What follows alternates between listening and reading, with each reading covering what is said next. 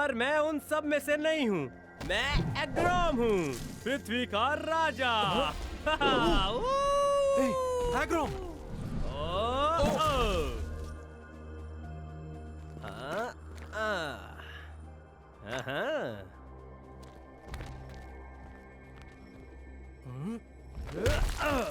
रुको, तुम ये क्या कर रहे हो? मैं इससे भी ज्यादा कर सकता हूँ कोंडो। तुम बस पीछे बैठ सकते हो और तमाशा देख सकते हो। हे, अगर किसी को मालूम चल गया कि तुमने दीवार तोड़ दी है तो तुम परेशानी में पड़ सकते हो। अगर तुम इतने डरपोक हो तो तुम्हारे लिए यहाँ कोई जगह नहीं है। तो मैं जा रहा हूँ यहाँ से। आखिर वो क्या था?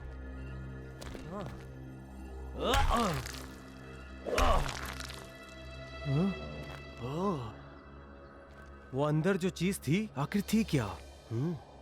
हाँ? ये क्या है?